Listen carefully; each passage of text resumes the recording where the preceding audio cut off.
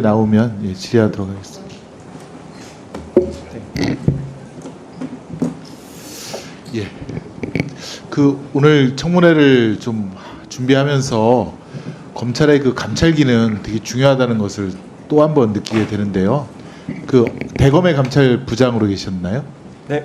예, 우리 윤석열 전 총장에 대해서 지금 이제 감찰 방해한 혐의로 징계 절차가 있었고 1심 법원에서 그 사실관계가 감찰 방해가 있었던 것으로 확인이 되었는데요. 그때 당시 4월 2일 한동수 감찰부장이시죠? 윤석열 총장에게 어떤 방해를 받았는지 조금 간략하게 설명해 주실 수 있나요? 제한된 시간이라 구체적인 말씀을 다 드리기 어려울 것 같습니다. 예컨대 채널A 사건과 한동훈 전 지금 이제 그 당대표 사이에 어떤 계속되는 소통 아니면 사주라고 볼 수 있는 부분들이 있었는데 그 부분들에 대해서 이러이러한 감찰을 진행하겠습니다라고 했는데 윤 총장께서 버럭 화를 내고 감찰을 갖다가 인권부 네. 인권위에다가 옮기라고 했던가 아니면 좀 모욕적 언사를 많이 하셨다고 들었습니다. 네. 예. 감찰 방해로 감찰을 방해받은 거죠. 제가 피해자이죠. 직권남용죄를 명백히 구성한다고 생각을 합니다.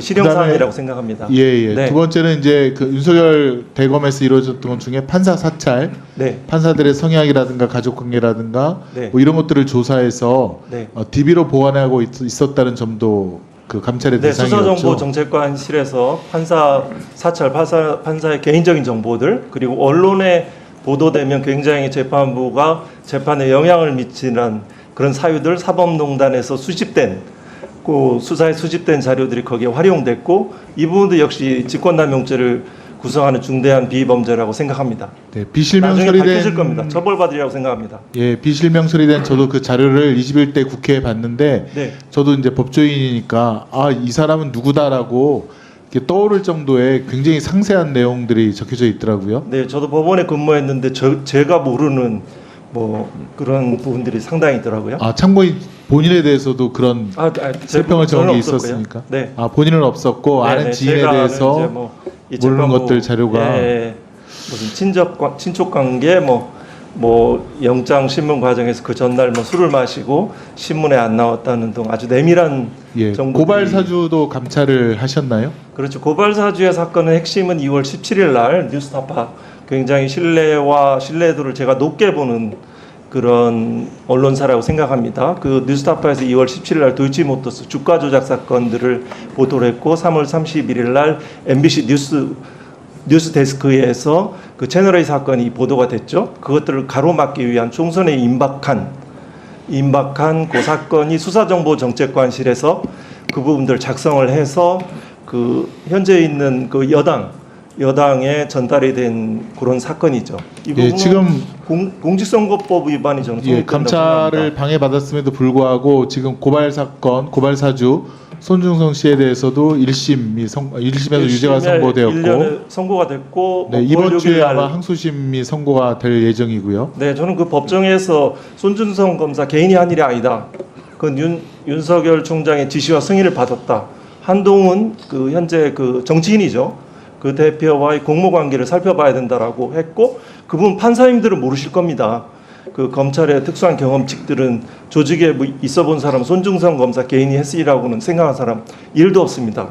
여기에 있는 검찰 출신 의원들 여야에 계시지만 근데 지금 문제가 예컨대 윤석열 전 총장에 대한 지금 징계에 대한 행정 사건이 1심에서는 사실로 확인되었다가 지금 항소심에서 뒤집혔다는 거죠. 절차가 좀 위반되었다라는 이유로. 네, 그게 징계 청구권자가 징계 심의에 관여할 수 없다는 조정을 절차에 관한 해석을 했는데요. 그 부분들 저 동의할 수 없습니다. 되게 절차 위반인 경우에는 다시 새롭게 절차를 진행해서 또 징계를 하는 것이 상례인데 이번 건은 그렇지 않은 것 같아요. 네, 징계 문제는 기본적인 범죄이고 또 관련돼서 상고도 안 했고요. 1심과 2심의 결론이 불일치한 사건이고 검사징계법 해석에 관한 문제이고 지금 이제 감찰 방해했듯이 윤석열 대통령이 지금 박정원 대령에 대한 수사도 방해하고 있다. 또 백혜령 경정에 대한 마약 수사도 방해하고 있다는 여러 가지 의혹들이 있는데 이게 자꾸 반복되는 것 같은 느낌을 지울 수가 없는데 검찰의 감찰 강화에 대해서 혹시 뭐 체험하신 분으로서 무슨 말씀 있으면 얘기를 해주세요. 저한테 얼마만큼의 시간이 부여된지 모르겠습니다. 진술해도 될까요? 네, 1분간 하세요. 뭐 감찰 기능도 필요하죠. 근데 이제 핵심적인 부분은 저는 오늘 후보자 청문을 보면 검찰은 변하지 않을 것이다. 본질은 변하지 않을 거라는 생각을 합니다. 시대적 과제는 검찰 개혁이지만 또 시대 정치는 직접 민주주의의 강화라고 생각을 합니다. 세 가지 사례만 얘기하겠습니다. 직접 민주주의는 알 권리하고 표현의 자유하고 결정에 시민이 참여하는 겁니다. 세 가지 사례만 얘기하겠습니다. 도이치모터스, 제가 읽어본 그 언론의 보도와 그 자기 계좌를 이용하고 많은 20억이 넘는 이익을 받고 매수 주문을 하면 이건 주범입니다. 단순한 방조범이라고 어느 의원이 해석해서 제가 놀라겠는데요. 그 기소해야지 검찰 내 수사권 유지가 되는 거죠. 그 한 부분이 있고요. 또 하나는 그 명품백 사건, 이거 공정하게 구성되지 않습니다. 그 절차가 편파적입니다. 거기에서 기조부장이 이제 거기에서 그 정책기획과장이 간사하고 기조부장이 이제 그 구성에 참여를 하는데요. 거기에 이제 일방적인 무혐의 의견을 주장하는 그 당사자만 참석해서 하죠. 이거는 심지어 1분만도 못합니다. 선거인단의 추첨으로 그 위원이 구성돼야 되죠. 그 도이치모터스 저는 일반 시민들은 알선수재, 나아가 뇌물죄라고 생각합니다. 왜 시민들이 일반 시민이 생각하는 결정과 달라집니까? 또 하나 특수활동비. 왜 이렇게 얘기가 많습니까? 자료 공개하십시오. 거기에 저는 감찰부장의 경험에 비추어서 그게 본래 용도대로 쓰여진 사례가 극히 드물다고 생각합니다.